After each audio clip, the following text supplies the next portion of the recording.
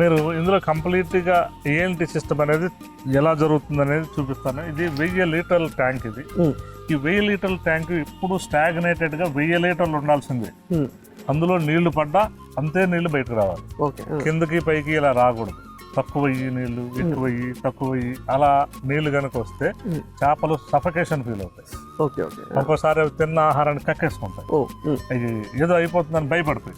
అలాగే stagnated the pressure అంటాం. 1000 litre stagnated గా ఉండటం వల్ల ఆ ప్రెషర్ లో అవి చక్కగా ఆడుకుంటూ ఉంటాయి. మీకు చేపలు చూపిస్తారండి.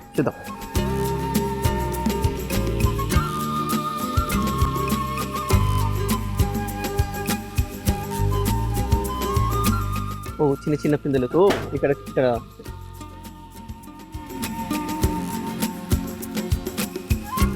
సార్ రాగానే అవి చాలా ఎగ్జైటింగ్ గా పైకి వస్తూ ఉన్నాయి. చూడండి, చేతులు కొరుకుతున్నాయి. సో ఇవి ఇందులో చిన్న చిన్న పిల్లలు, చిన్న పిల్ల ఇది just Born with in a week. Week కూడా ఉన్నాయి. ఆ పిల్లల్ని ఇందులో వేసాము. ఇందులో పెద్ద వేసాము. ఇది దగ్గర ఇది 300 to 600 ఉంటాయి.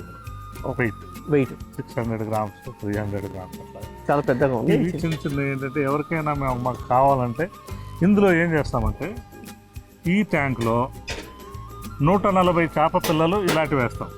ఈ చిన్నది ఇవి సంవత్సరంలో మనకి 80 కేజీల చేపలు అవుతాయి.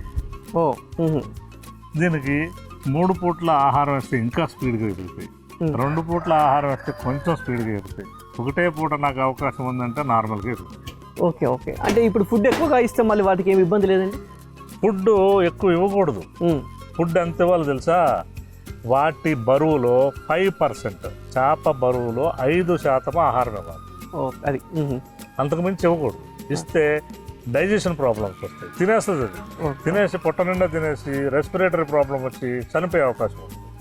Indigestion problem రకరకాలే.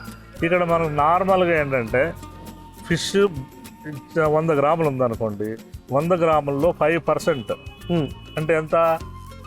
5 గ్రాములు. 5 గ్రాములు వేస్తే సరిపోతుంది. ఇక్కడ 100 చేపలు వేసాము, 5 × 100 50 గ్రాములు.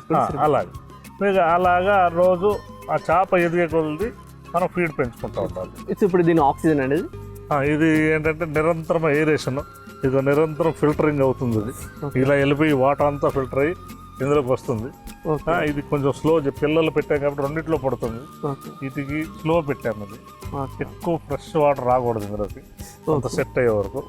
మీకు మాకు ఇది గ్రోవెల్ కంపెనీ వాళ్ళ దగ్గరనే తెచ్చాము, బందర్ నుంచి. వాళ్ళు ఈ సీడ్లింగ్స్ అక్కడ చేస్తారు. ఇప్పుడు ఏంటంటే మన దగ్గర 1 వారం రోజుల్లో సెట్ అవుతాయి.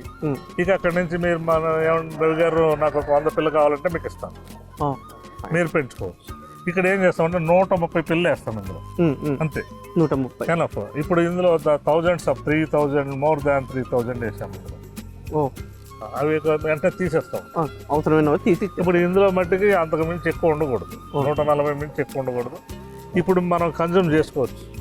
మేము ఆల్రెడీ చేస్తున్నాం కూడా.